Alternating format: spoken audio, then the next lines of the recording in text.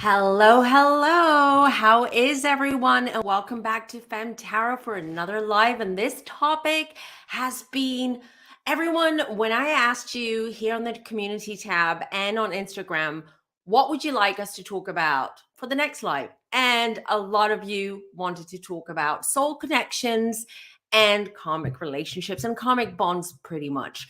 And I think it was um because I posted something about on Instagram about soul connections and how usually you attract the vibration and the frequency that you're in. Excuse me, my voice is gone. And so a lot of you just DM'd me and you're like, why don't you talk about that? And this is so interesting. And I feel that many of you are going through some kind of relationship turmoil, or you're a bit confused as to where that relationship is going to. We'll talk about all this. We'll talk also about as well. I'm going to bring in some examples of celebrity couples, and together we'll talk about whether these are, soul connections, soulmates, or they're just in a karmic relationship. Some of them are no longer together, but we'll get into that. As per usual, I want to check the chat and see who's here, who's in the house. Highlight mission.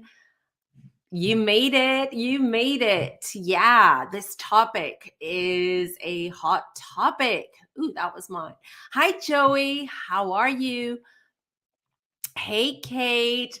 Hello. How was your Easter weekend, everyone? What did you do? And where are you based? Where are you from? I would love to hear that. Aries moon. We've got an Aries in the house.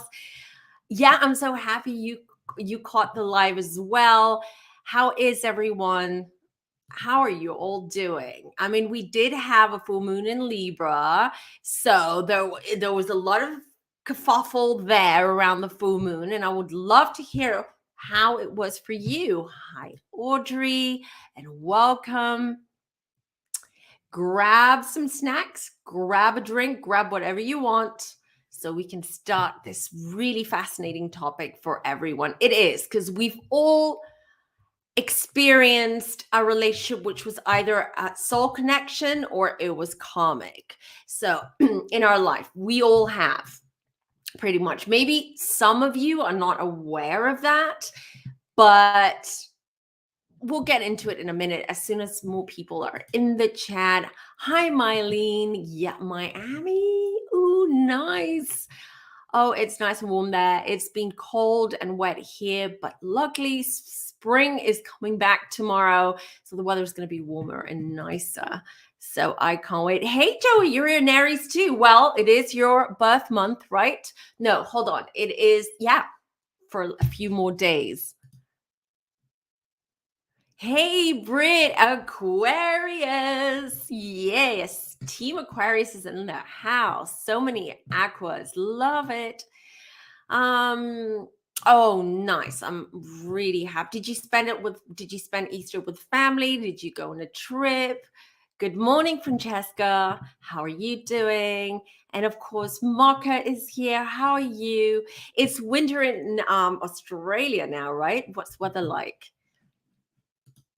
Oh, and Callie. Hi, Shanta. Oh, how nice. Oh, another one. Oh, no, that was you. I saw it double. Hello.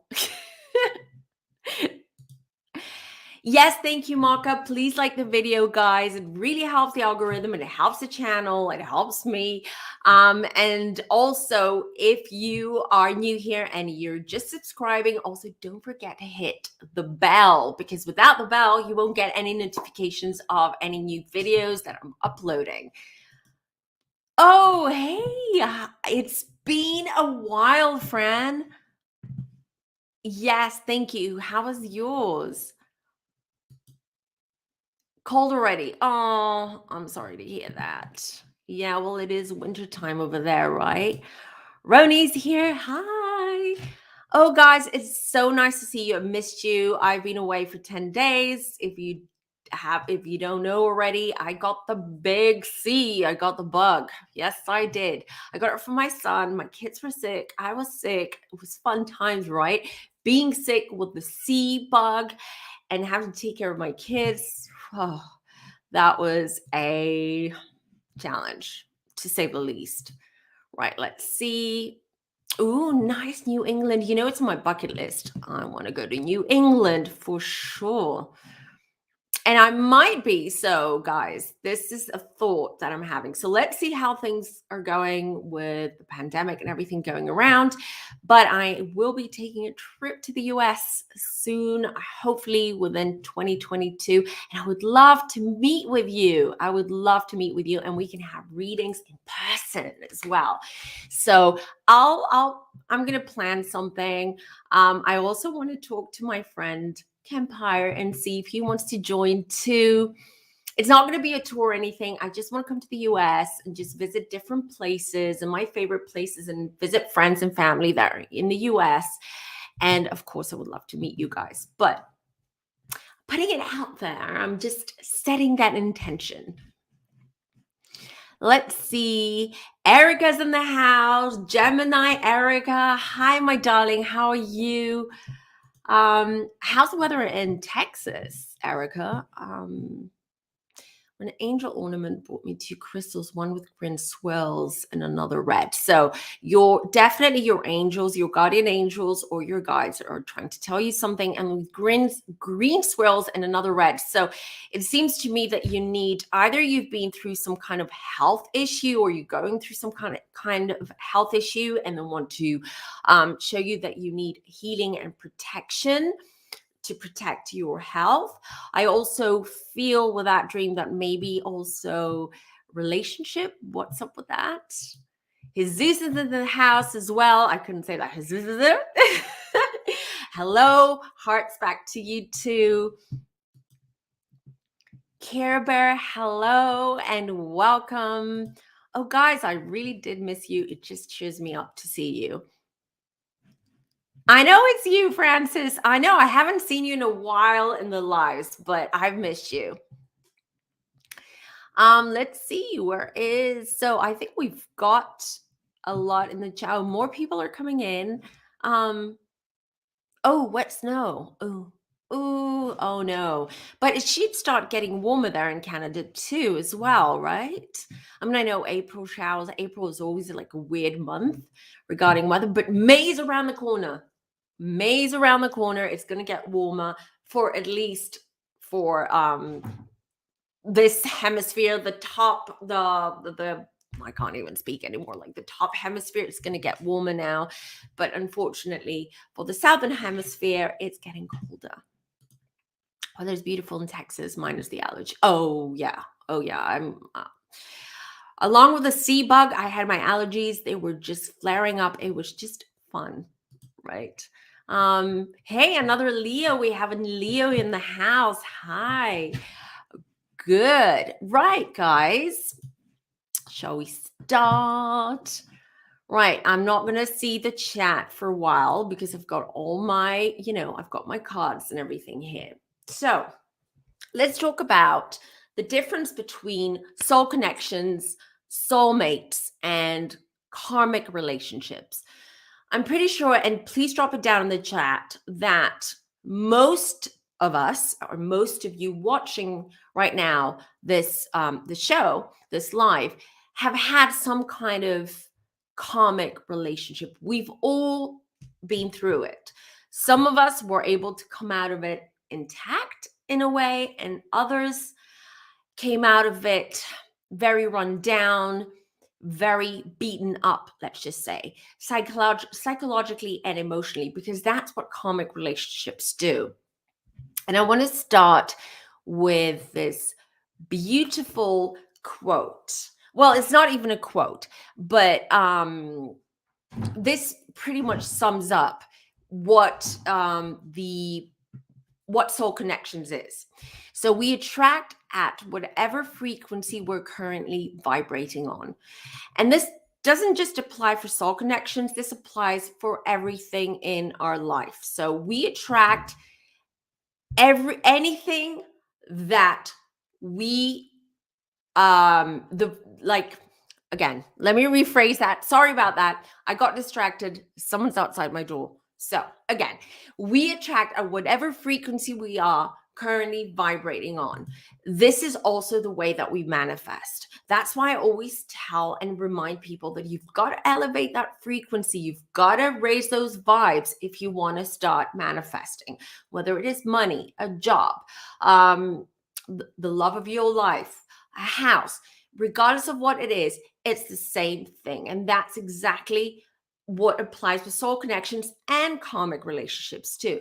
Because with karmic relationships, and I'll jump straight into karmic relationships now, and then we'll talk about soulmates and soul connections. And here we have karmic relationships.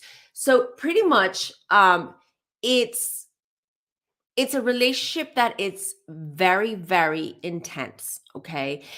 When you meet your other half, the one that has come into your life or you've gone into their life, and you start let's say a karmic relationship, it usually starts where you meet this person, you fall head over heels for them, you feel this deep connection, like you feel that this is the one for you, and you cannot explain why. And it's, you don't even have to know them that well, it's just a feeling that you have.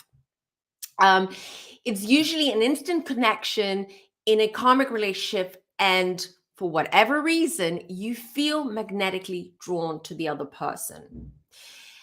The one of the main, let's say, characteristics of a karmic relationship is intense roller coaster of emotions, meaning that you feel very passionate about this person 1 minute, and the next minute you're fighting, you're arguing, and it's bad. It's very, very intense.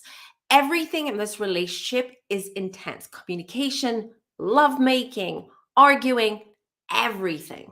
Okay. And that's definitely the first sign that that's a karmic relationship. Relationship feels codependent. That's the other thing. Whenever you're not, so let's say your partner goes on a trip or just is out for the whole day, you feel anxious. You feel like something's missing, something's amiss. And also, you have that bad feeling the whole time. Why aren't they around? What's going on? It's just, but not in a healthy way, not in the way that, you care for someone and you worry about them if they take too long to come back, because you worry about, did they have a car accident? Did something happen? Not in that sense. It's more of this, you're antsy. You're completely antsy every time you're away. And then you start texting and calling them all the time. You need this connection, this communication with them, even if they're out, if they're away for a few hours. The ending of the relationship, yes, is more hurtful than the toxicity of this relationship. Because karmic relationships teach you about the world and others. This is why you were in that relationship. Unbeknownst to you, spiritually and subconsciously, you've chosen each other. And this comes again from soul contracts, and before you reincarnate and you decide who you're going to have relationships with, who you're going to marry, who's going to be in your life for long periods of time. The reason why you choose these people, as good or bad, even people who have hurt you, even people who, even parents, even abusive parents, we chose them for a reason. And it is part of our growth. It's part of us. It's part of our growth. When we decide to come on earth, back on earth, and reincarnate, we need to grow through our relationships with other people. And going back to the ending, excuse me, why the endings are hard with karmic relationships, and that's why karmic relationships are toxic. It's because You want to be together. You feel that this is the person for you, that this is the person that will understand you the most and that loves you the most in this life. But you can't. But on the other hand, when you are together and everything starts feeling very intense, it becomes toxic because of codependency. So every time that you feel this is too toxic, I can't deal with this relationship, I need out, you can't go. You might sort of like throw a hissy fit and say, I'm just packing my stuff and I'm leaving. But I'm pretty sure, not pretty sure, but it's definite that you'll be back with that person because there is that karmic bond, that karmic tie, energetic tie that you have with this person. And it makes it almost impossible for you to break free from that. So, breaking free from a karmic relationship is a lot tougher than what you're going through during that relationship. I hope all this makes sense. The other thing about karmic relationships is that um you feel I'm trying to describe this so it makes perfect sense, especially to people who haven't been in that type of relationship. What happens is that when you're with this karmic in this karmic bond, okay, what happens is that you feel love very amplified, very exaggerated, but you also feel hate very amplified and very exaggerated for the same person. It feels like love and hate combined together. And you can imagine that is not healthy. That is not a good, healthy, balanced relationship that you want to be in. But the other issue is that when you've been in that relationship for so long, you get used to that toxic environment that you're in. And you're so used to it, it's become your comfort zone. And it's so hard to cut that tie and exit that comfort zone and just leave because you feel that this person, yes, they might sort of drive you crazy, drive you up the wall, and all that, and all those feelings. But on the other hand, you know that this person, or you feel that this person understands you deep inside, understands your soul. They do understand your soul. You understand their soul too. That's why it's karmic. But it's not necessarily good for either of you. It just brings out so much, but you have to go through it. Now, the thing is, when do you know, or how do you know that it's now time to leave this relationship? I've grown from it, I've learned from it, it's opened my eyes. I've learned a lot about myself.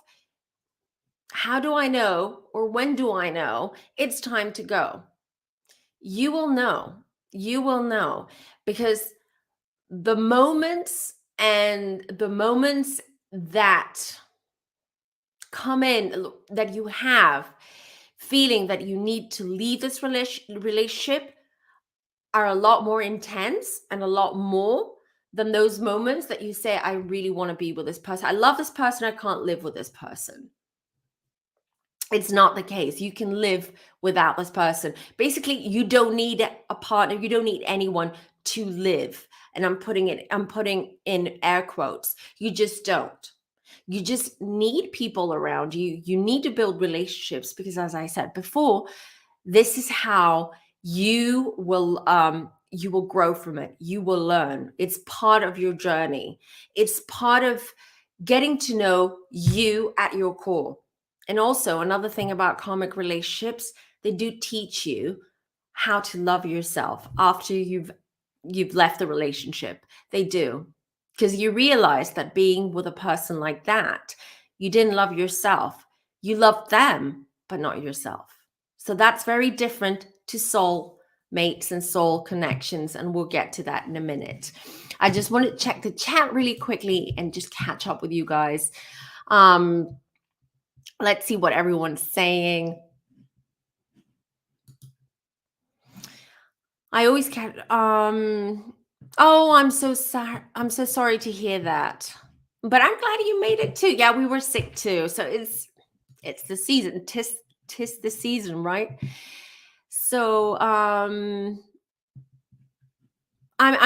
glad it's helpful, and that's the whole point of this. Ooh, fire Sag. Another Aquarius. Oh, yes, Queen, Queen Aquarius. There you go. I was gonna say Team Aquarius, but Queen Aquarius is better. Um, you're very welcome. I'm so happy that all makes sense for you, and we'll get to the soulmates and what the difference is. Does it feel like love, but in reality, it's more or less lust? No, it feels like love. It's also lust. It's lust, but it's not just physical with karmic relationships. Lust is a physical feeling. It's a physical emotion. It's something that comes from being, human being and having ego and, having preferences too. But it's not the same thing. It is love. It's deep rooted of love. And it's not twin flames, what people or this buzzword that's been going around, because twin flames for me, it's not really a thing. I would say twin flames is more soulmates, but not in the way that most people describe it. And we'll get to that. I've talked about twin flames before, and I think I've done a video about it too. But regarding the lust, it's love. But you know what? You feel that your partner, the other person, loves you so much that they're going to teach you how to love yourself. This is what this is all about. It is your low self-worth that attracts that kind of relationship and allows for codependency and codependent relationships in general, whether it is with a partner, whether it is with a sibling, a parent, a friend, because you can have codependent relationships with everyone or anyone. So it's not lust, but lust is very strong when you're in this type of relationship. Let's see. Yes, it is similar to narcissistic relationship, except with karmic relationships, both, if you want to, let's say, in a relationship, you will have a narcissist and an empath, because narcissists usually target and go into relationships with empaths because it's much easier for them to control, and also because they can mirror and mimic their reactions, and it's much easier with an empath, right? So it is like a narcissistic relationship, but they're both, let's say, narcissistic in this case. But it's not like they're both trying to control each other. It's that you feel so connected to this other person, and it's not because you want to control them or because they control you. But again, it comes from insecurity, it comes from fear. You feel a connection. When you meet them, it's a chemistry thing, it's a spiritual thing. It is also, appearances, what you see in that person, where you're at in your life at that point. And that's what draws you, both of you, to be together. And now what happened, I would say it's more of two energy vampires getting married. They both suck each other's energy for different reasons, but they don't realize that, because what they see is lust, love, passion, passionate fights. But at the same time, the fights are there, they're passionate and intense, and they can get bad.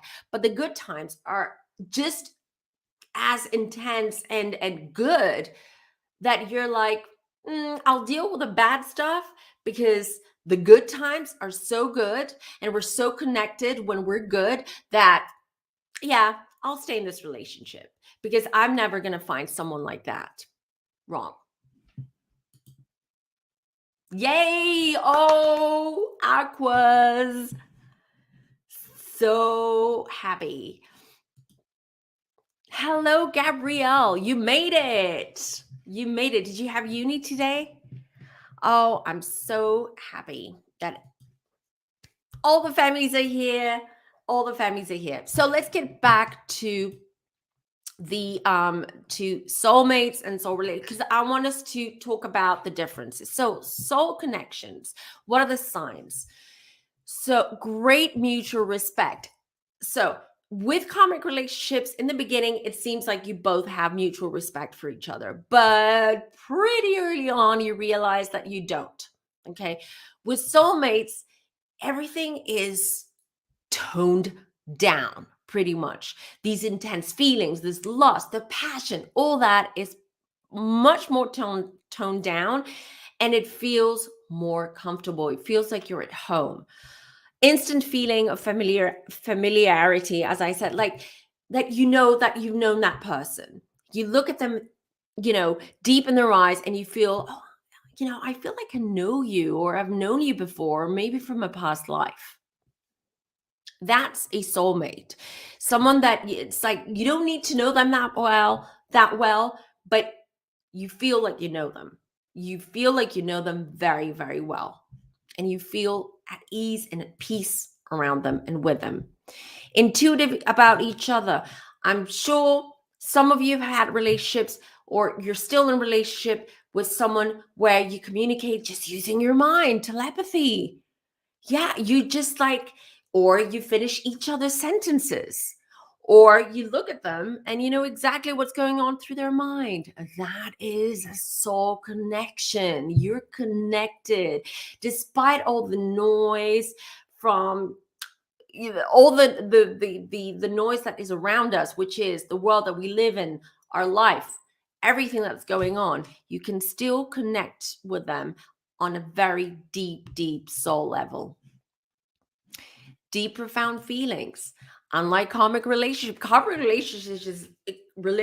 is like, I want to grab them, I want to be with them, I want to cuddle, I want to do all that stuff. I want to post 1,000 photos on Instagram and Facebook. So with your soulmate, it feels different. You're like, we want to shut the outside world, you know, away. We want to shut it out. It's just you and me, and let's connect. Let's connect and let's feel our feelings. Let's go deep and feel our feelings. What is it that we're feeling? You feel good and balanced and happy in a soulmate relationship. You don't feel that you have to tippy toe around someone, or that, that e- every little thing that they do, you're like paying attention to that and noticing, and then you're overthinking and overanalyzing and trying to make sense of it. It's very different with soul relationships. And there you go, very secure about the relationship, especially when apart. Soulmates are those who we feel are an undeniable connection to us, as if we've known one another before, simply upon meeting each other. With karmic relationship, you don't feel that you've known them before, but you feel like, oh, this person's for me. We're so compatible. I'm just so drawn to them. I just want to spend every second of my day with this person. I just, I want to be around them. You're just like, so you become so clingy in a sense, okay, without you realizing that. I'll go back to the chat because I want to hear what you guys, and I'm gonna drop the link down below because I would love to hear your experiences too. Have you been in a karmic relationship? Have you met your soulmate? What are your relationships like? I would love to hear from you. I'm just going through the chat right now. Let's see. Does it feel like love? Okay, we saw that one. I'm still recovering from this thing. So I'm sorry if I'm like a little bit all over the place and just eating up my words, but here I am. Okay. Let's see. Jesus is asking, do you think Johnny Depp? Ooh, Jesus, you're in my mind because I wanted to talk about that for a second. And I want to talk about some celebrity couples as well. Her to have a karmic or toxic relationship. How do you see that relationship? We'll get to that. I'll get to that in 1 second, Jesus. Sorry, I'm just gonna go through the chat really quickly. Right. So Mocha says, does being secure apart also in the sense of waiting for the other person? What do you mean exactly? So do you mean that when they are apart, um, and you're waiting for them to come back, that you feel secure that they will come back? Sorry. Let's see if you can rephrase that and I'll answer it. Forever and can it change from romantic to almost feeling like family with soulmate? Yes, with soulmate, it's not, it feels like family. Absolutely.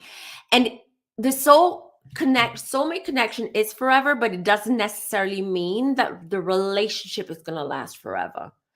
Even that, it might end at some point, but it ends at some point for a reason. It's because you need to now take what you've learned, what you've gained from that soulmate, soul connection, and what are you going to do with that? How are you going to improve your relationships around you? New ones and old ones too. And I mean relationships not with partners, but relationships with friends, siblings, family, parents. Cancers do tend to be intense. They do tend to be intense. The thing about cancers, they don't take criticism really well. So, I mean, it's like you've got to kind of tippy toe around their moods and be very diplomatic in how you express yourself and how you communicate certain things, because otherwise they do get intense. That's true. I have been in plenty of karmic relationships. I feel viewing them as karmic helps me heal.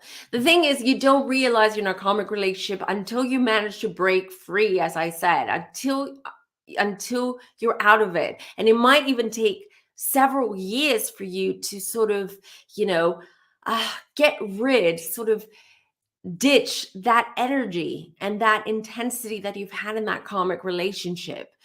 And it might take several relationships for you to get to the point to realize that the relationship you had with that ex was karmic. And it can get very, very, those relationships are very painful. Soulmate relationships are not painful. They can, I'm not saying obviously there are going to be arguments and fights and things like that. We are human beings. We do have egos, but they're not as painful as karmic relationship. Karmic relationship is just like it's when the couple is on the low, it's almost like they're going after each other. They want to demolish each other. And then they're like coupling again and passionate and loving. And it's just like a roller coaster. It's a mess. It's a mess. It's not healthy. And depending on how long you've been in a relationship, it takes a long time to get over it, really, and to cut those ties. Some people still carry the energetic bonds and ties with their karmic relationships, even if they've ended 20 years ago. They might carry them till the end bit, pretty much. I haven't met my soulmate yet. I feel like I have met members of my soul family. That's different. Yes, you have met. A lot of our friends, our family members are part of our soul family, anyways. So, and we've chosen to reincarnate and choose this lifetime. We all picked our roles and how we're going to help each other, and that's soul family. A part of my soul family is just a feeling. Yes, spirit guides can be part of your soul family too. Spirit guides, when you're born, you have a guardian angel or two, depends, okay? And you have a spirit guide. The spirit guide sticks with you for your entire life. They're there. Then, as you grow older, as you go through things, you've got different spirit guides and guardian angels dropping in for certain periods of time to help out, to help guide you and to help you. And some of these guides, and one of these guides could be a deceased loved one who just like, if you're very connected to someone who's passed on, who's transitioned and they are on the other side, and you tend to talk to them, pray, ask for their guidance or for messages, they might just like jump in and take on the role of spirit guide for a while. Let's see. I wonder if it was my first was calming, my strongest chemistry connection ever was almost a game of cat and mouse in terms of one of us chasing the other and constantly changing those roles. Yeah, definitely. Sounds like it. Sounds like it. And how long were you in that relationship and how long did it take for you to sort of break the tie? I've heard a lot of people who've having toxic twin flame experience separating from the twin flames. So that's another reason why when I posted that post on Instagram about soul connections is because I've been noticing, and through so many readings that I do and so many people that I talk to, many people are now breaking a lot of ties and they're leaving relationships. They don't have to have like major reasons or traumatic reasons to leave, but a lot of them feel that they just need to go on, like navigate life, at least for now, alone. They just feel that something is missing and they're not getting it through their relationship. So there's a lot of shifts and a lot of changes happening right now energetically. Let's see. We are soulmates, spend some moments of our life. Soulmates could also be friends, by the way. It's not necessarily, it could be platonic, okay? But you do feel that incredible connection and that security with that person. Not all soulmates are, you know, um, let's say sexual or erotic, or they can be platonic too. How do you know when your spirit guide is there? They're always there. They're always there. Especially your main guide, he's always there. He never leaves. So you can I would like to remind everyone how it works. Okay. So everyone can do this. First of all, spirit guides don't have free will. So it's not like they can, neither can guardian angels, but it's not like they can just like pop in and show you signs and say, hey, I'm here, or don't do that, or whisper in your ear and say, don't do that. That's not going to end up good for you, whatever. No, they're there to protect us. They're there to guide us on a spiritual and higher level. They're not here for us as human beings who, again, we have free will. We are humans who are led by ego, emotions, so much going on, so much energy going on. It's not like, they can talk to us and say, that's not a good idea because that's not going to end well. No, but what they're here to guide us on a higher level, right? But what you can do is, because they don't have free will, you can ask them to. You can ask them to show themselves to you, or show you a sign that they're around, and they will. They'll find a way to do it. It's as long as you're open and willing to accept whatever comes through and willing to listen and see those messages, they will do that. It works, but it doesn't, but the attraction is still there. The attraction with karmic relationships is always going to be there. There's always going to be the temptation of going back together, or, having a quickie one day because, you they texted you one day out of the blue, even though you've been broken up for years. Yeah, the attraction is always going to be, you're always going to feel like you need to go back to them. And this is the trick. This is how you know what you've learned and what you've gained from that relationship. Because if you tend to go back to it, even if it is for like a little, sneaky, no, because that's going to suck you back in. So it means that you're not ready. You're not ready, but it means that you haven't gained what you were supposed to gain from that relationship. Let me just also drop the link, everyone. If anyone wants to call in, there you go. Let's see. I'll try that. I feel like they may come to me in my dreams, so I always wake. They come to everyone's dreams. So you don't have to be spiritual, psychic, intuitive. When we're in the dream state, our vibrations, our frequencies raise, right? And we always visit home, which is on the other side. And we visit our soul family over there. We might have a family meeting. We might get some advice. We just chill over there. And then we pop back in when it's time to get up. And the reason why a lot of deceased loved ones, guardian angels, guides come to us when we're sleeping is because that's when we're at that frequency where we're able to, our conscious mind works on a very different speed, level, frequency, and it is easier for us to take that in. Take whatever it is that they're showing us, whatever it is that they're telling us in when we're in that in the dream state, pretty much. Because what is the dream state? Yes, your brain never shuts down, by the way. I hope you know that scientifically our brain never, even when we're asleep, our brain is still working. If it shuts down, then we die. So our brain, which is the most powerful muscle and tool that we have in our body, is still awake, but it's just your level of consciousness changes. So you're open. And that's why a lot of people say, I wake up at 2:00 in the morning and I saw an orb, or I saw, I'm pretty sure that I saw a spirit. Yes, you probably did, because that's the time that you're most open.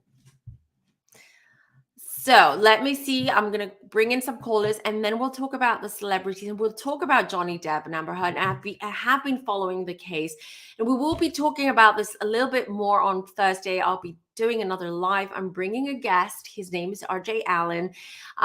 I met him about a year and a half ago here on YouTube. I did a live reading for him, and so I've asked him to come in. He is now an actor. He is great friends with a lot of the housewives. He hangs out with them.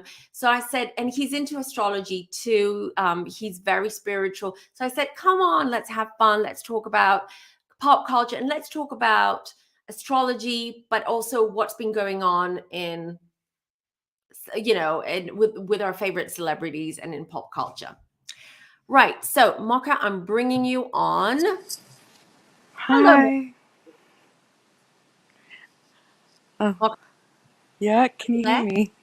I can hear you. Yeah. Hi, everyone. I guess I'm just wanting a bit more guidance with my soulmate stuff, because Mm-hmm.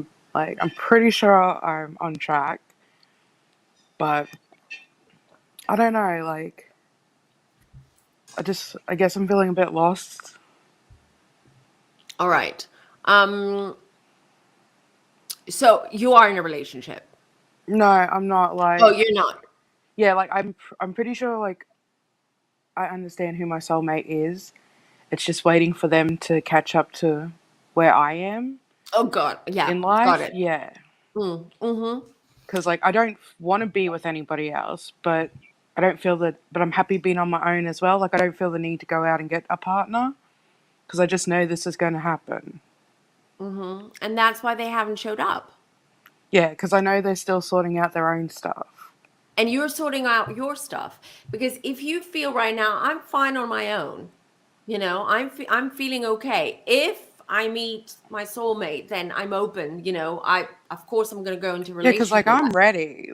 I've been ready because I did my work, and that's why I'm a bit confused and a little frustrated at times, because I have put the work in for years.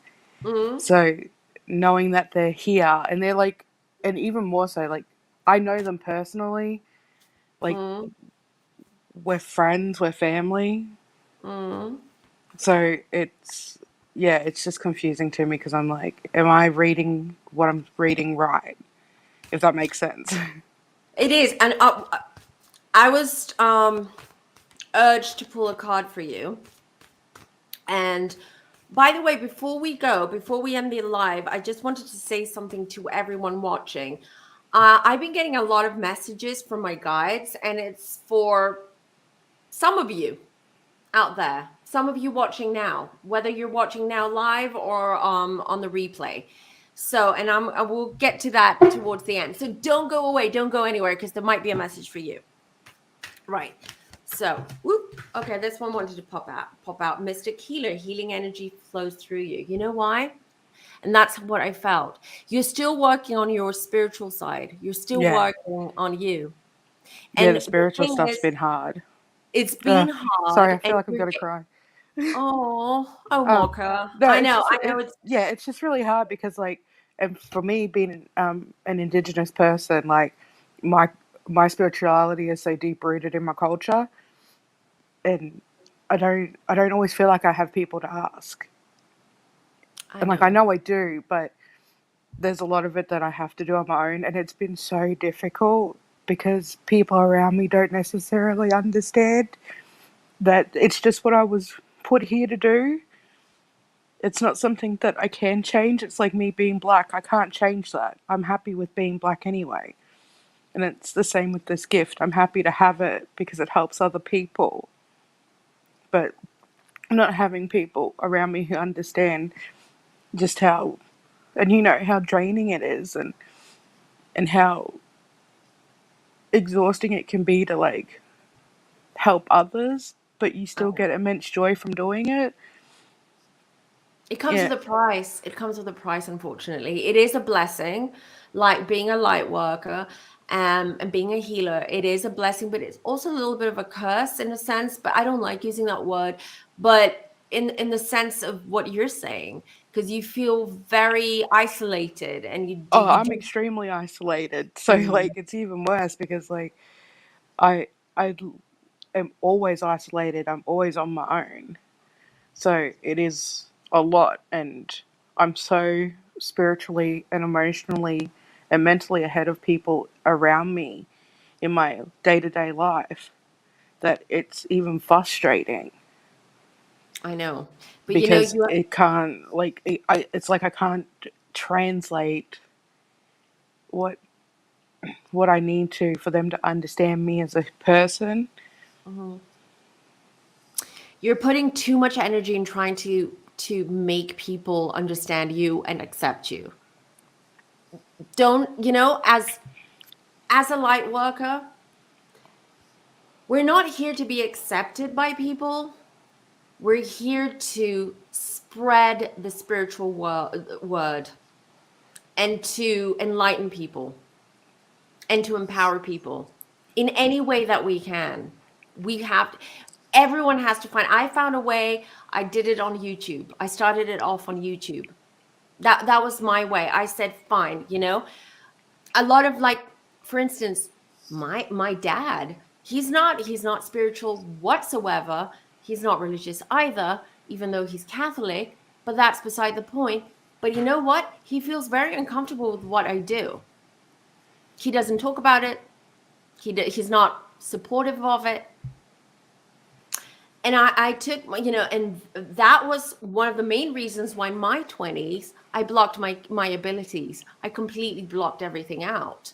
As a child, I was so gifted, so gifted. It was incredible. My mom's friends that would come to me as a 10, 11 year old and ask me advice, like spiritual, like what did I see, what did I predict about their marriages, about their children, about all sorts of things. And one of the reasons was because we all have mommy issues, daddy issues, we've all had have some family, let's say, trauma or family issues there. The thing is that because my dad never wanted, never accepted that for me, that this is who I was and this is what I did, I kind of felt like he will never accept me. This wasn't all in my head. Again, this was like Yeah. my emotional side kind of. I'm like, my dad is not going to love me. My dad's not going to accept me. I want to have a good relationship with my dad because my relationship with my mom is sort of like tumultuous. So no, I don't. Because, I like, I personally don't care what anyone thinks. Like, I do what I do and I'm happy with it. It's just, like, in the sense of I have two people in my life that I specifically see because they're the only ones who have bothered.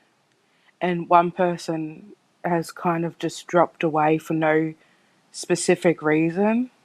And that's even more isolating. Like, at least I still had that person to share and talk to about what I was going through. And that's what I'm finding hard is like being isolated in the sense of doing all this by myself and not being able to like talk it out with people. Like people in my everyday life. Like I know I can talk to my friends online and that, but I still need someone here in my everyday life for that stuff, if that makes sense. Absolutely. And I know your Yeah. mom's supportive. Yeah, like she's fantastic and Yeah. like Yeah. she's still learning as herself. So, and I guess too, because I am ready to for my person, and I feel like I've done more than enough work to be in the position to have that. But you're trying to force it. You're saying, I'm ready. I've done my work. I'm now in a position to find my person. But it feels to me that But you're it's almost, also like just a normal young adult thing. Like I'm going to be 33, and I've been single longer than I was ever married beforehand, mm, and I've literally been single my whole adult life. Realistically, I've been single for 8 years. mm, Like I've not even had remotely a tiny relationship with another human being right. Yeah. because I was working on myself. So that's why it's like I feel like I've given so much to everything and everyone that it'd be nice to have just a little bit or a little sign to say like it's coming, like, and it's I just me, know. like, and that's how I feel. That's why it's so hard because it's like I just feel like I Yeah. need a little win. So, but thank you. Listen, you need what with this Mystic Healer, because that's what you are, and you know that. Yeah, Okay. This is just saying that, allow for things. It's going to happen, but you still have work to do. And I know you feel like I've done all that work and I've been working on myself so much. Work never ends, it never stops. yeah, I tell you, it never does. We learn things every day. I receive new abilities, new things every few weeks. It's crazy. It's crazy. And I'm still learning as well myself. And unfortunately, or fortunately, it's a lonely road. It's a lonely road being in this position that we are and doing what we do, because it's all about giving, it's all about helping others. That's what light workers do. But the thing is, when everything aligns, this is what I'm getting with you. This person, and I see blonde hair, by the way. oh no. Well, then it's not who I think it is. No. Oops, sorry, I moved the. No, it isn't. But anyways, I see a blonde person in the wings, and it's all a matter of time. It's all about divine timing. And I know it sounds corny or cheesy, but it's true. It Yeah, is no, divine like timing, and it is about. it probably doesn't help that I'm naturally impatient anyway, but You are impatient. it's Yeah, just because like you're like, listen, I've done the work. Where is he? Where? yeah, it just feels like the person that I've been told who it is. And it's because like you gave me the first hint like last year Mm, and the beginning of this year, and then and it's been consistent. Like it's always been the same person I keep picking up, right. and like I just You're trying to force it. You're trying to make it happen now. You're like, no, you just have to step back a minute. yeah, Don't overthink it. Don't okay, overthink it. Keep focus on you, focus on working on you, and the rest is yeah, going to happen. It's going to okay. happen. And I told you that back then. I know. I It's going think to because I've just had happen. a really rough few months, Oh, like because we had the floods here and everything, and a couple of other things like that. Like it's just I really needed a person, and like times like that, I feel like, and anyone can relate, but when you already feel like at your lowest and you're still trying to keep going, you just need that one person who's not your mum I to say like how know. much they love and care about you. And I feel But like when you haven't had it for so long, like I it's understand it's 100% really what you hard. mean. You Yeah. want to share the So good and the bad and everything with this person. But here is yeah. another going back to the karmic relationship thing, when you're in that frequency in that level where you're like, I'm ready now, bring it, bring it, bring it. I need a partner, I need someone in my life. That's when you will attract a karmic relationship. Do you know what I mean? That's why I'm saying don't force it. Allow for it to come to Yeah. you, because otherwise you're like putting that out there. You're like, I need to find this person. I need to find this person. And it won't be your soulmate. It will be this karmic relationship that comes, that, that you find or they find you. And then you're going to delay Yeah, and I for don't a want to long delay. time meeting your soulmate. So Yeah. that's why you're actually being protected. And you've got, this, I'm sure you do. You've got three guides and angels around you. Yeah. And when I see more than two in a person, that means that they're preparing you for something. You're getting Yeah, and ready. there's a lot around all the time, and it's A lot right like now. even And I that's see it. yeah. So be patient. And you've got us, you've got me, you've Okay. got Femi's. You can come in every live and just share whatever you want to share. It's fine. We're all here together. We're a family, Yeah, and it's we're just not here my to support and natural help each other. motion to like share because I'm so, and I think you can agree, like when you do this stuff, you're so used to being everyone else's rock. And Mm, like you, I've been doing this since I was a kid. So I like know. I've always been everyone's rock and everyone's like what. So it it is a lot. But yeah, The thank you life so of an much. empath, the life of an intuitive, the Yeah. life And of a thank you light everyone in the worker. chat. You're welcome. No, I mean it. And this applies for everyone. You can share anything you want here. You can ask for advice. I'm here for you. The community is here for you. We're all here for each other. We crossed paths for a reason, even if it is via YouTube. There is a bigger, grander scheme here for why we're all here together. Don't forget. So take advantage of it, guys. We're all here together and we'll help each other. Mocha, you'll be fine. And you can DM me anytime. If there's Yep. anything, just DM me. I'm here for you. Okay, thank you. Welcome. Bye. Bye. I'll bring Gabriella on. She's next. Hi, bonsoir, hello Hello. everyone. Bonsoir. Love for everyone. I will tell in the comments in my mod chat. It's a safe space in the comments. We can share with everyone. We are here to help each other. We can DM me for who have my Instagram, and we are here for everyone. We are family by soul, by spirit, by bond karmic. It's family here, and everybody can speak with everybody with respect and safe and trust place. It's Absolutely. well, it's my, and for the karmic relationship and the spiritual relationship, I say in my past I was in relationship with maybe 20 years with my cancer ex, and he make me in every way possible a woman can be. But I had other story because it was like a red line in my life. No, always a shadow. But one day I say it's finished, it's finished. But he was not a great lover, but he is a really big good friend. We are Mm, really big good friend, and I think it's why my love is going is born with this connection, with this friendship. And sometimes we can make mistake to think a guy or a female, maybe what you are in your life, gonna be good, very good friend with karmic bound. But sometimes we are misleading by we thinking it's love. And I yeah. think it was my mistake with him. We had a great big physical attraction, Mm, that is true.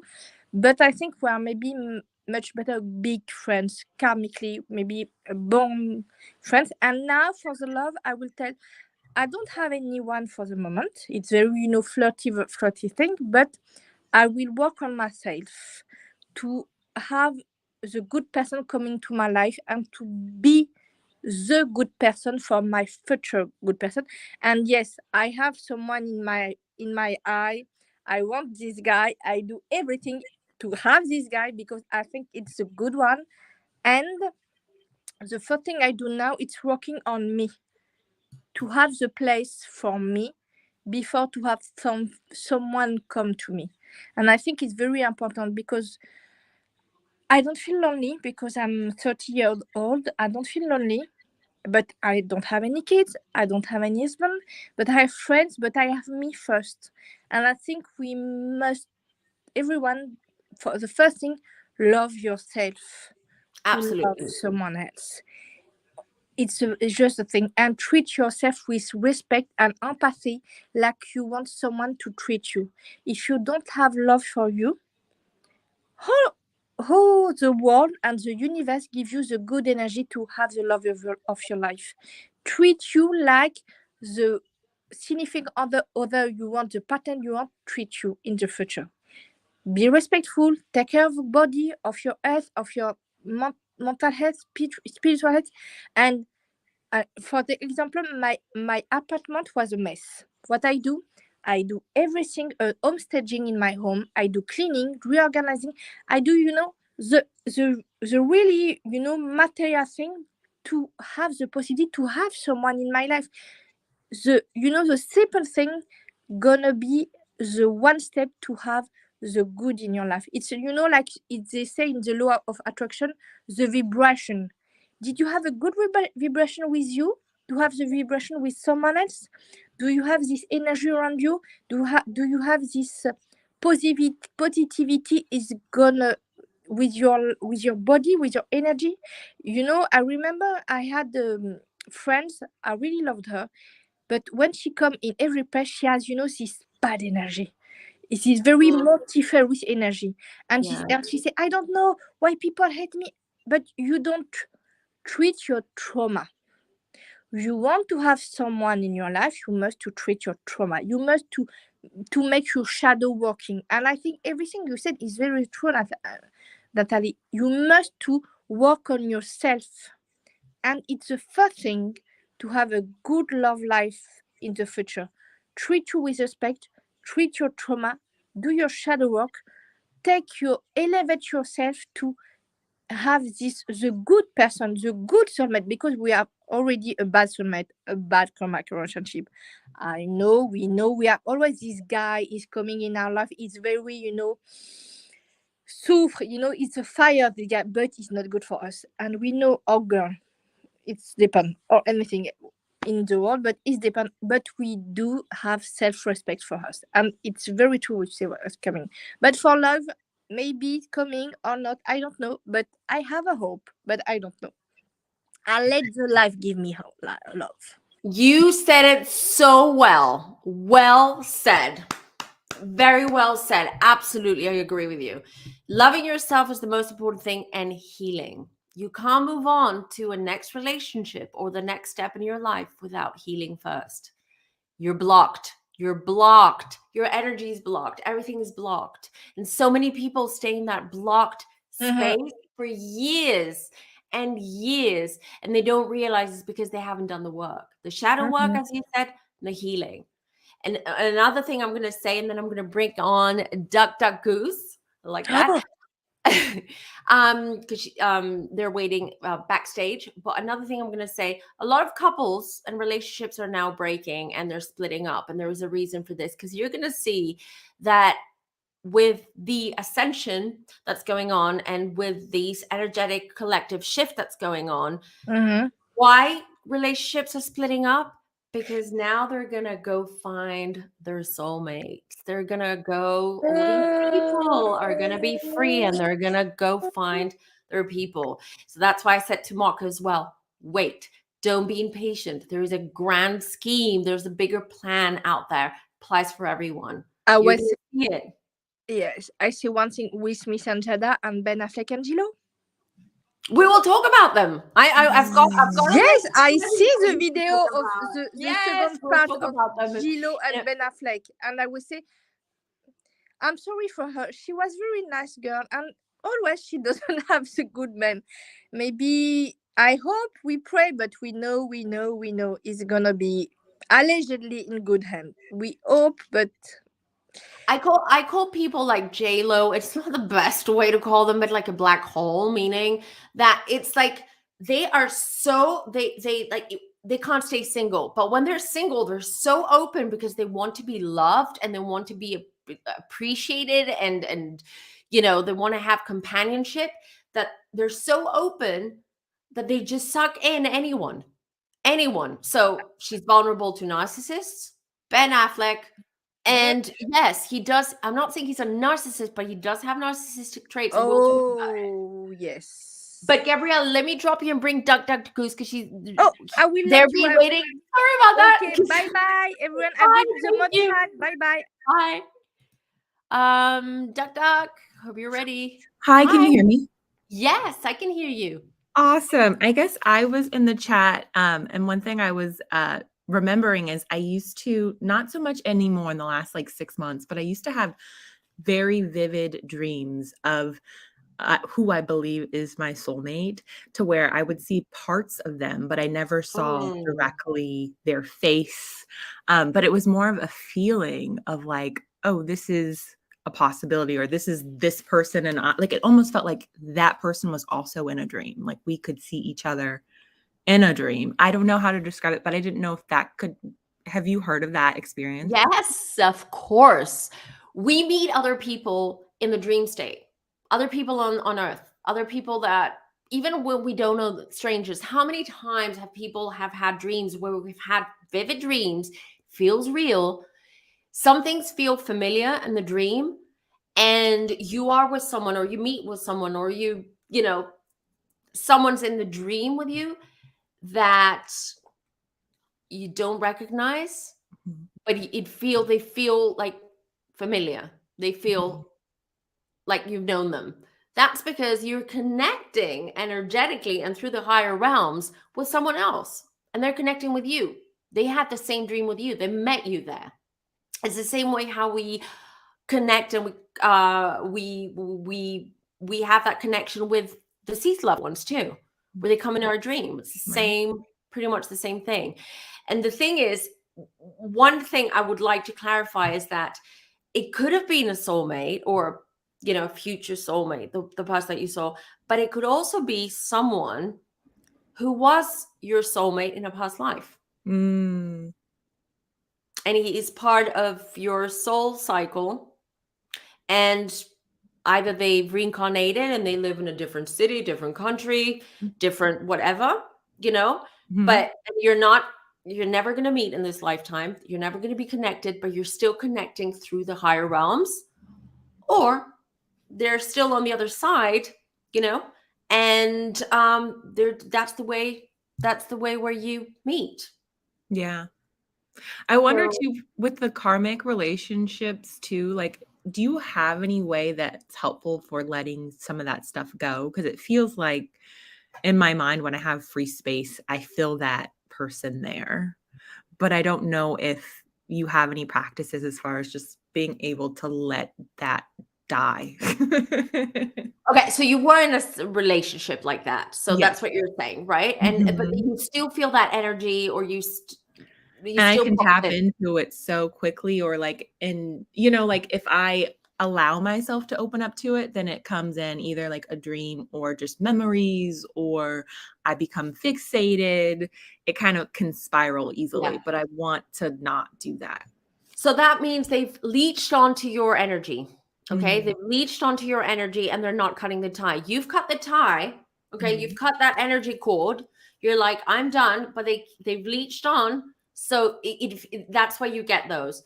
Yeah, there are practices you can do. You will need help. I can help you with that. So it's best we don't do it publicly.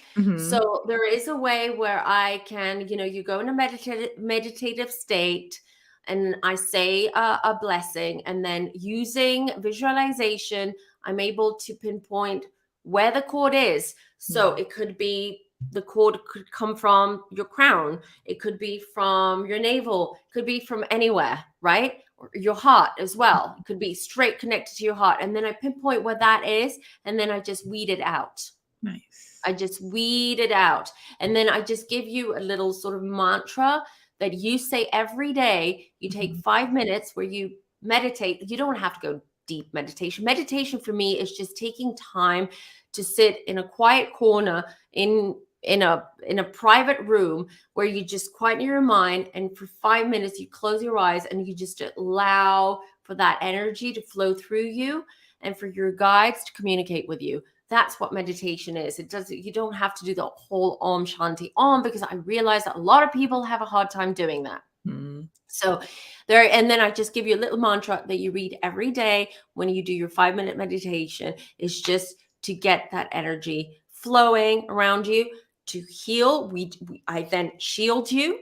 Okay. And then this person is no longer able to leech onto you and connect with you energetically. And can anybody do that? Because I had a situation where someone that was living around me felt like they did that to me. And then a few nights ago, like I'm no longer in that space, but a few nights ago, I woke up in the middle of the night and my eyes were just like shaking, and I felt something connect in with like a bump in my neck. Yeah. So anybody can kind of do that, kind of leech on. Like, I don't even understand. Is it just to like tap into your energy and like cause fear within you, or is it just to, I don't know, joyride?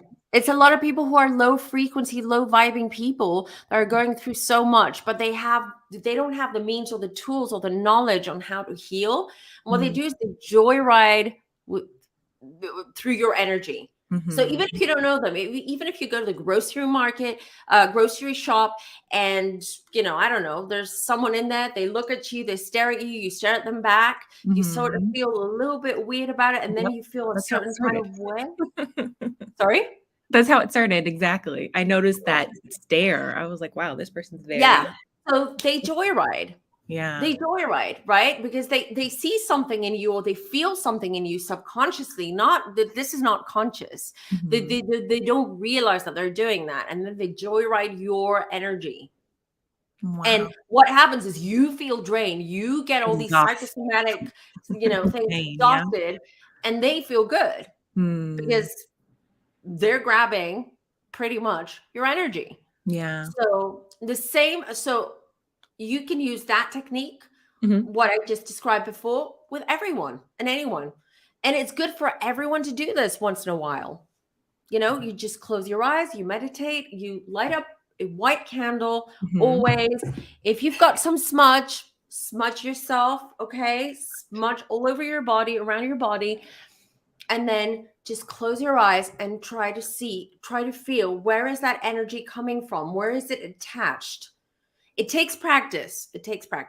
But you need to, if you want to do it on yourself, right? You need to see, okay, let's say it comes from the heart. So it's in the heart and you feel it.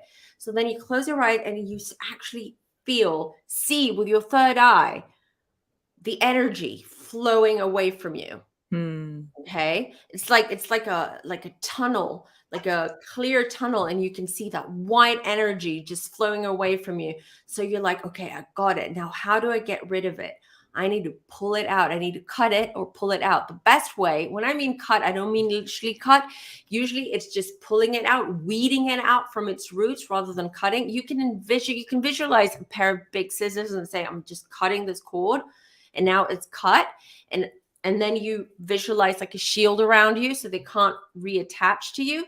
But the best way is to weed it out. Just imagine like you're weeding weeds out of your garden, just pull it out where you've got the root of it as well. And then you just toss it away, and then you smudge a little more, use some crystals, do your mantras every day for a while, and you'll be fine. But that needs practice.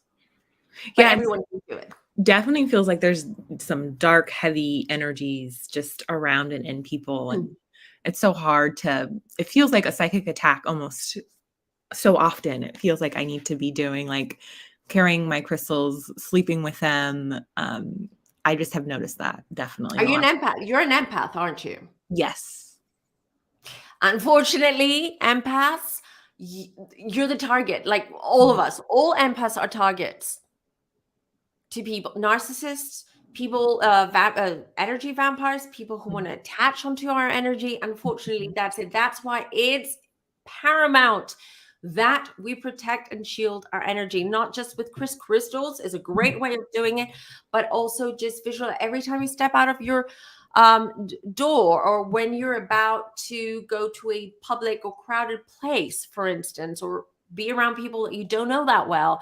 Just imagine that you being wrapped with I normally what I envision is like a blue golden light, which is Archangel Michael's light, right? And I just ask him to wrap me in his light.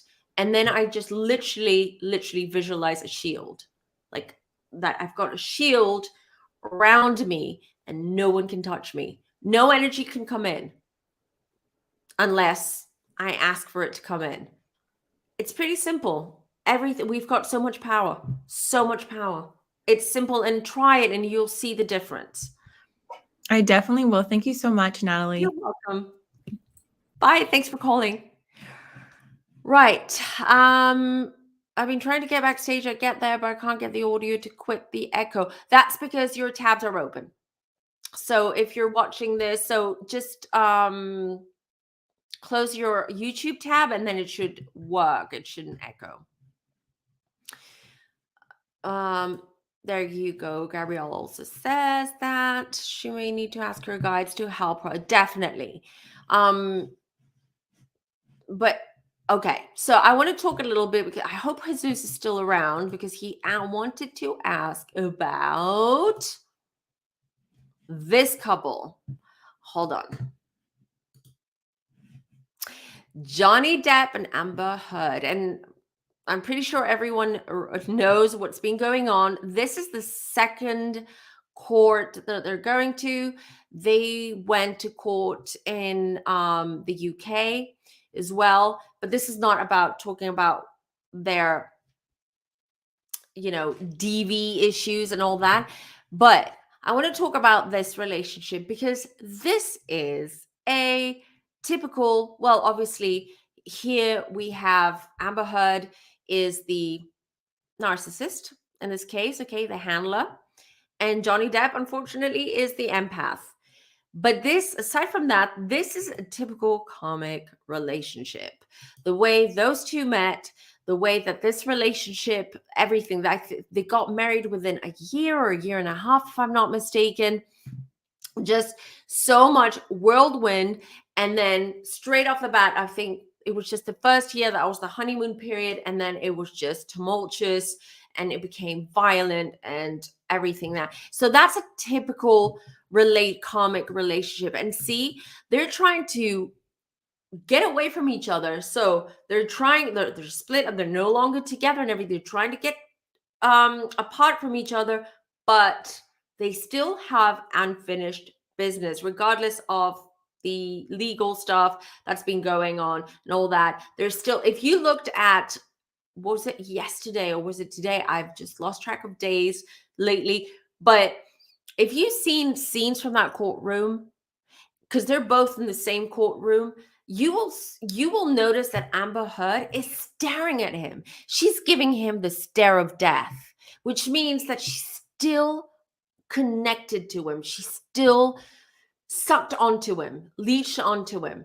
This is a karmic relationship. And he does too, because when all these witnesses describing things and events that happened between the couple, when the witnesses would describe some nice moments, you can see Johnny Depp smiling, looking down. You can see that he there's a nostalgia there, like he goes back to that place, back to that time. So I wouldn't be surprised. I mean, I know that there is hate between them right now. She's trying to destroy his career and whatnot, but I wouldn't be surprised if all this is over, that they might be a temptation or might be sort of like an attempt to rekindle their relationship. I'm not saying it's going to happen, but this is what karmic relationships work. This is how it works. I'm going to bring in Amy, because I think... Go online to loveshining.org. Hello. Hi, Amy. I think your TV's on. Is it? My what?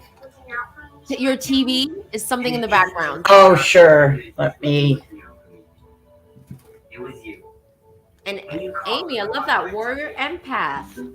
Yes, I have my own channel as far as coaching channel.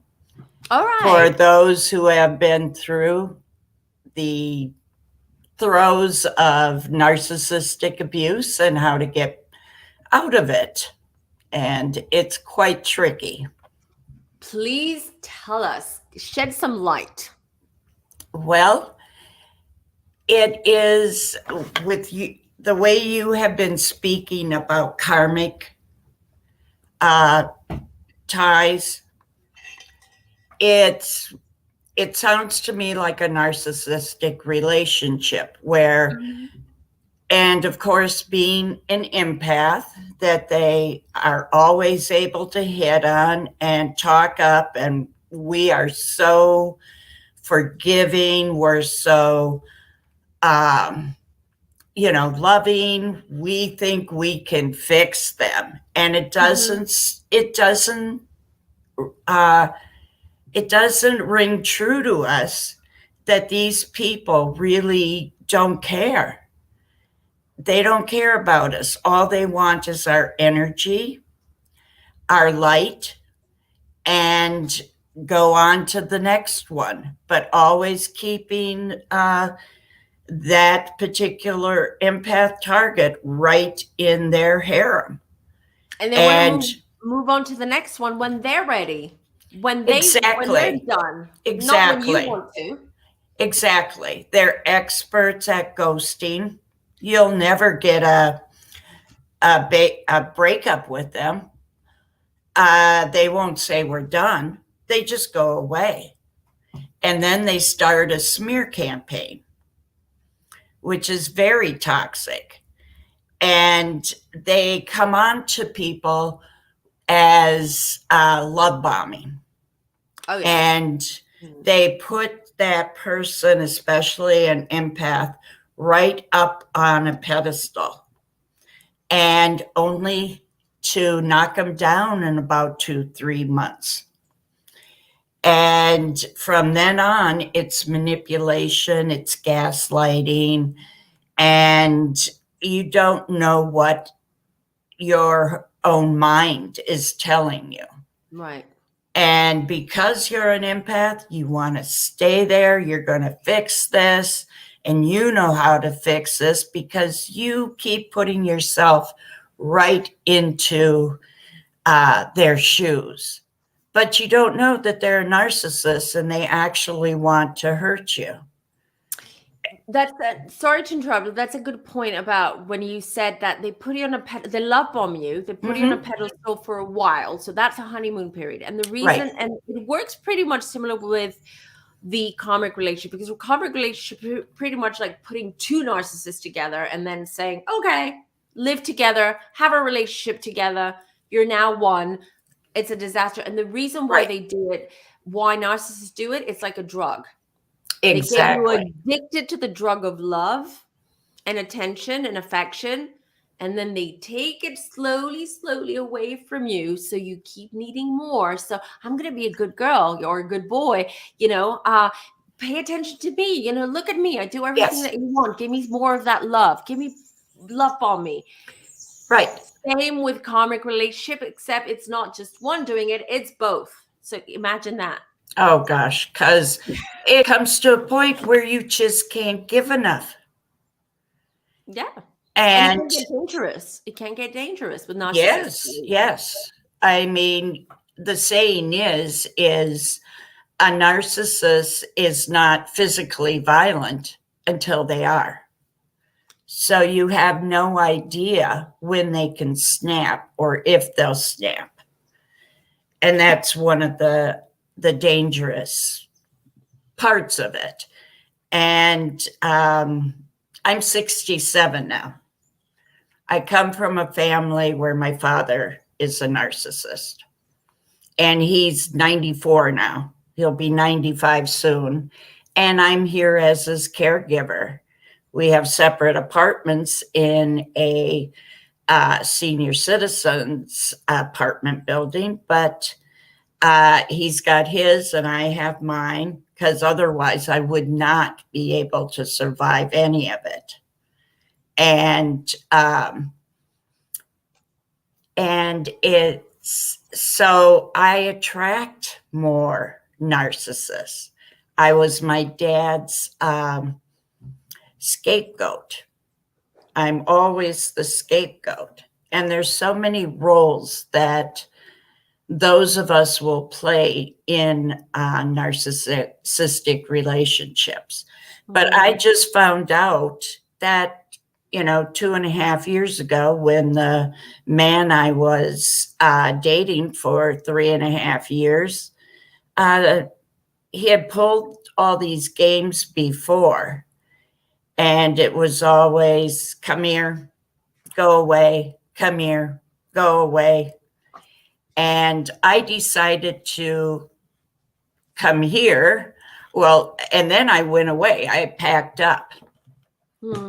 And that made him pissed. And for unforeseen,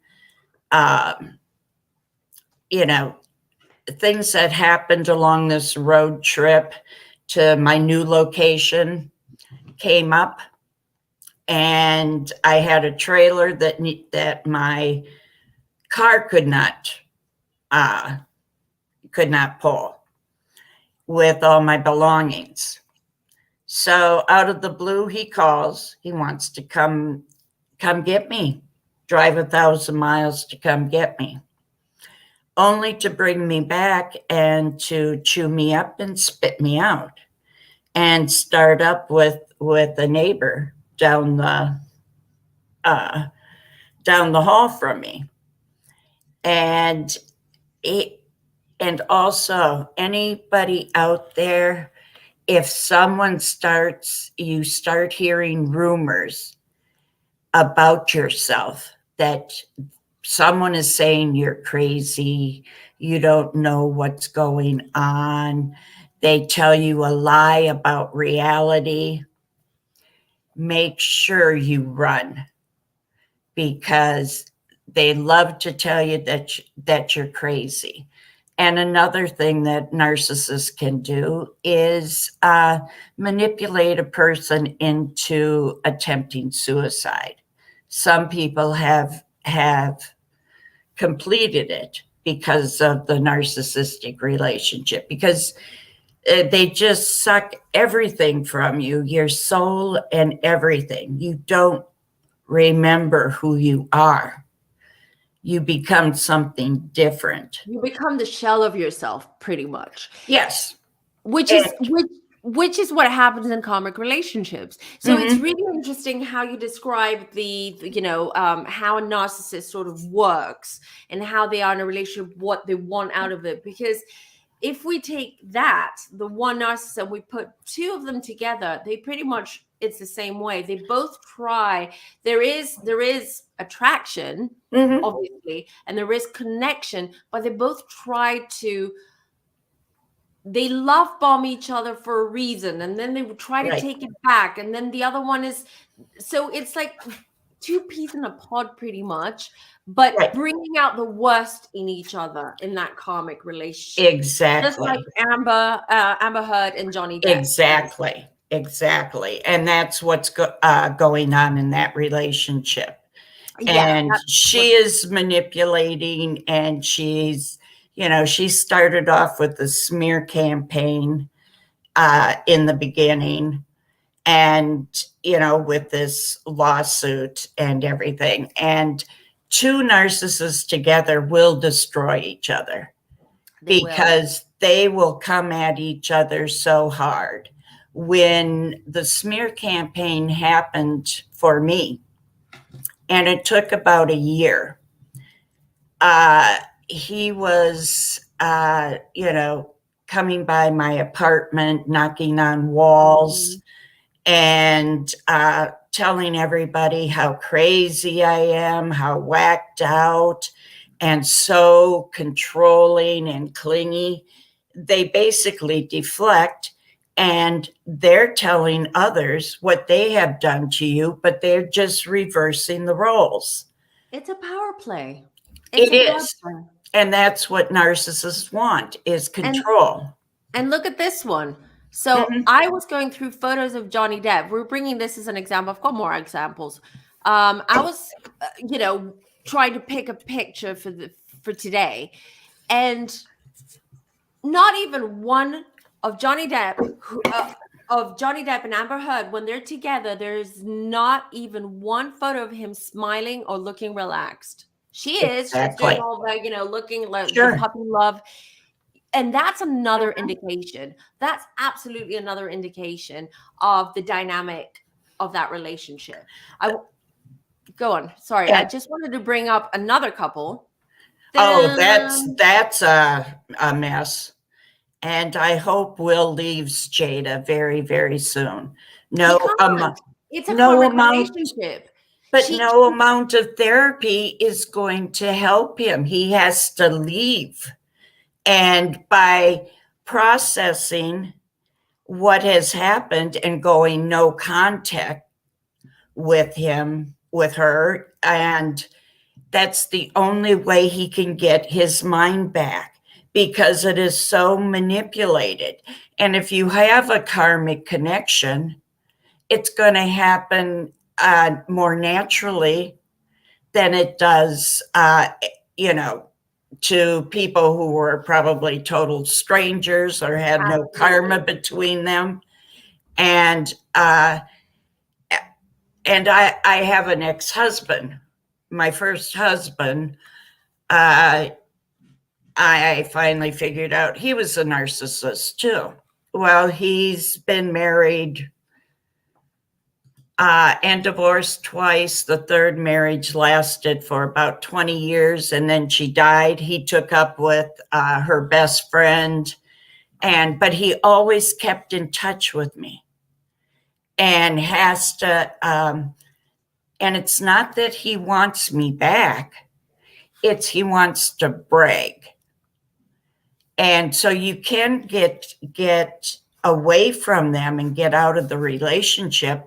But when they start calling or showing up at your home, drop them. Because it's all you're going to do is listen to them, either their pity party or their tales of greatness. Like, my ex-husband at the age of 69 still thinks he's going to be a rock star. Yeah, they do. Because that's because they have no self-awareness anyways. Exactly. So, but it's I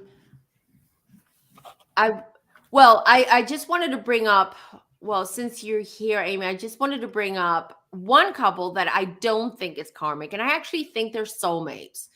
And I want to hear what everyone else has to say. Ta-da! Yeah. I do think these two are soulmates. Why? They met on the set of that 70s show when they were still kids. They were really young. Mm-hmm. And see how things work out. See how things will work out with soulmates. Back then, they weren't ready to go into this relationship. Right. They needed to have the experiences Exactly. how other relationships, good and bad. Exactly. And then when Ashton Kutcher got divorced from Demi Moore, there you go. There was union. That's for me a soulmate couple. Exactly. And they're helpers of each other. They don't tear each other down. Or one partner tearing the other one down, gaslighting them, making them feel crazy. Exactly. I agree. Well, thank you, Amy, for calling, because I want to round up the show. We've already been live for an hour and a half. The replay crew is going to be annoyed because they're going to say it's too long. Sure. Thank you for taking my call.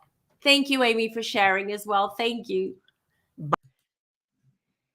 So, and I wanted to show a few more karmic couples before we go. What everyone is saying in the chat. Yes, they're very familiar, very comfortable, safe. Each brings something to the table. I agree. Yeah, those are soulmates when we look at celebrity couples. Now, hold on. Okay. This couple, what do you guys think? I'm not going to say what I think because you all know what I think, but what do you guys think?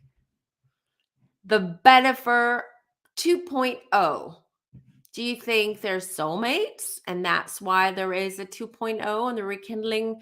Well, they got engaged again, or do you think this is karmic?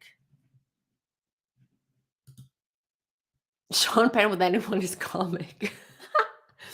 Probably. That's a big no from Erica. Yeah. And she's a teenager with him.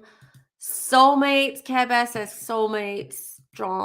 Very intense, drawn back to each other. So my take in having done 2 readings on them is this is karmic. That's why I don't feel that they will get married. They will eventually get married. And if they do, it's not going to last long. My opinion, it's just like, I feel that they both, the reason why they're both together again is because they were both in a very vulnerable place in their lives, and it's comfort. It's comfort. It's just like they're drawn to each other, they're used to each other, they know each other. It's just comfort, but it's also karmic. There is sexual chemistry there. We all see it. There is, I do feel they are compatible in certain things. Not a lot, in my opinion, but this is why they're back together. They haven't healed from past relations. They haven't even healed from their own past relationship together. So, yeah. This is how I see it.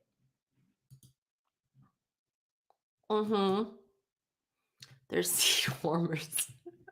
I think it's karmic. Exactly, Jesus. I think it's karmic too. Definitely. Another couple. Justin Bieber and Selena Gomez. What do you guys say?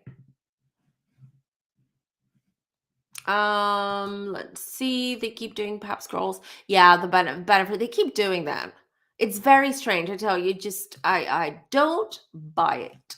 Absolutely. What do you think of these two? Do you think they're soulmates and they were just too young, or do you think it's karmic?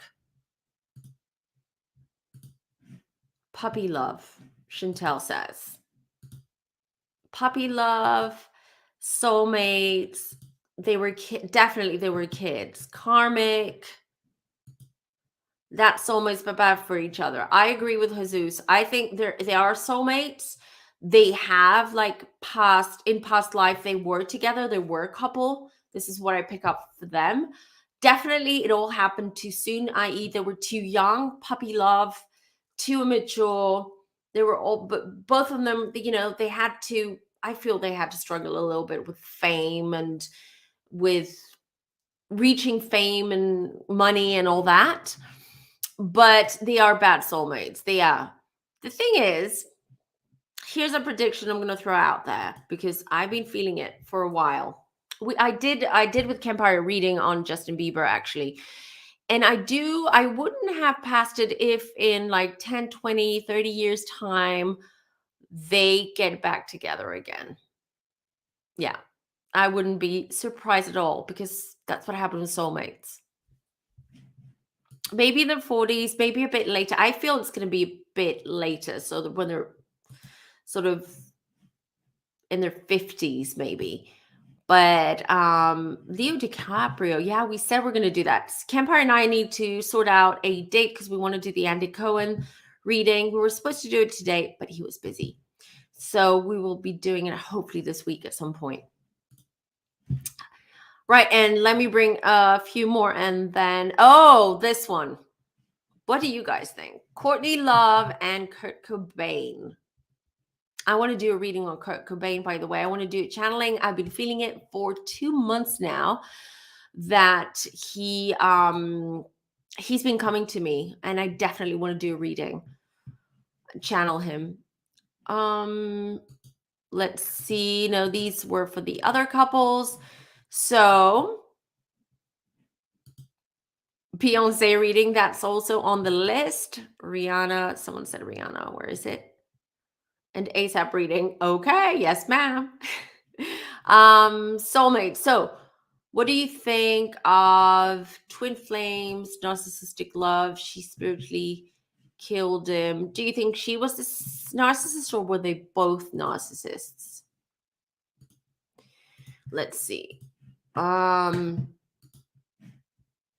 This for me is not, it's some, I don't want to call it karmic.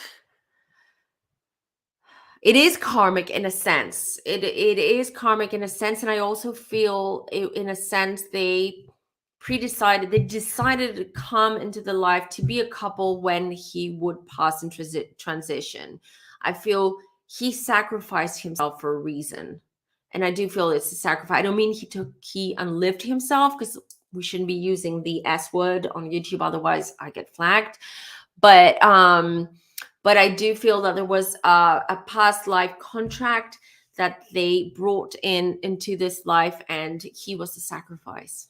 That's what I feel. But we'll do a reading on that on Kurt Cobain. I really want. I tell you, last 2 months I keep telling Kempar, and Kempar is like, he needs to. We have an agreement that we both need to feel it, or just feel that energy of whoever we want to read, and then we'll do it. And he hasn't been feeling Kurt Cobain yet, but we'll get to that. I will get to that. So, oh my God. No, I'm going to try and avoid politics. Someone said Trump. I'm going to avoid that energy. Yeah, I agree. I also think that Kurt Cobain, and I'm a big fan, and I loved him, and I grew up with Nirvana and all that. But I do feel that he also had narcissistic traits, not necessarily a narcissist, and definitely that was toxic, that relationship. Last but not least, or do we have another one? Yeah, last but not least, Bobby Brown and Whitney Houston. What do you guys think?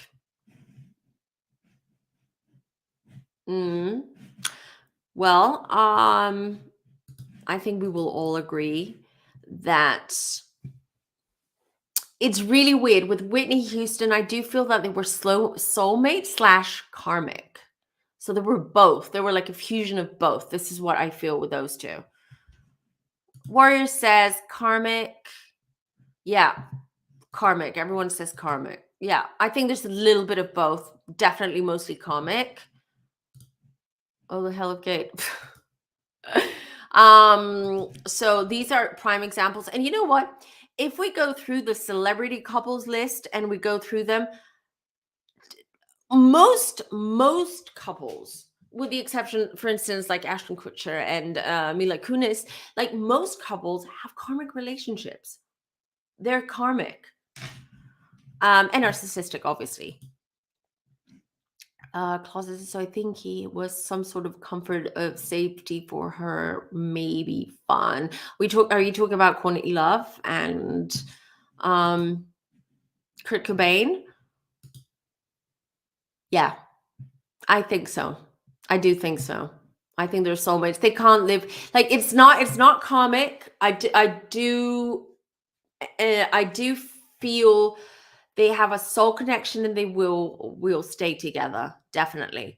And I know there have been rumors flying around whether David Beckham, has been cheating, and she's been cheating, and all that. Yes, even in soulmates, they can be cheated. Just because you're soulmates doesn't mean that there is no cheating.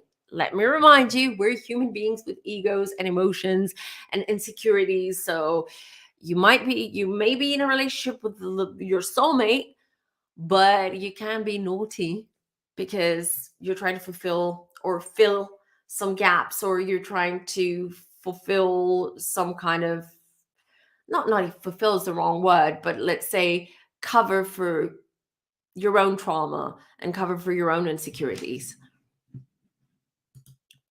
We need to make a hot throbs crush boys reading. Why not? I'm down. You guys, send me your suggestions. We can do some live as well. Is Kim K really a part of the underground group? I don't believe it. Sounds insane. Is there truly? So Kevin did a reading on the Kardashians. You'll find it on my channel. It got dark. There's a lot of darkness. I've been talking about the secret society, or this culty society, Hollywood organization group that's been going around. A lot of not Scientology. Scientology is a different story, a different thing, and maybe we can talk about it. I don't care. I'm not bothered. I know a lot of people are scared of talking about Scientology, but what are they going to do? So I did see involvement there, and there's a lot of magic too, dark magic I see and feel about Kim K and the whole Jenner Kardashian clan. Can you know what? I was thinking about this earlier on when I was thinking about couples. I don't pick anything up. Nothing. They're not soulmates. They're not karmic. They're nothing. In my opinion, it's just I feel that Kim was somewhat not infatuated, but I feel that she felt a certain kind of way when she met and started this relationship with Kanye. Kanye? Why did I call him that? Anyways, and I just feel that it became more. I don't want to say business. It was sort of like a business deal as well, but I just think that it was that they were in love with the image that they were projecting, if that makes sense.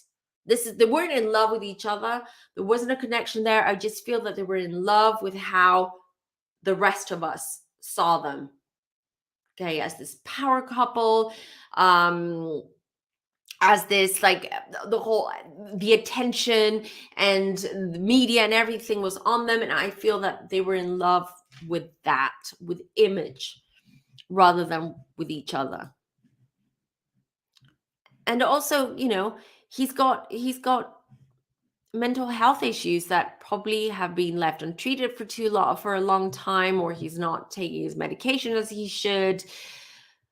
My aunt has bipolar, and I know it's not easy. They're sweet, like she's the sweetest, most generous human being, very loving, but when she's got those like manic stages, she becomes ruthless and mean, and she's like a different person, almost like she's possessed. So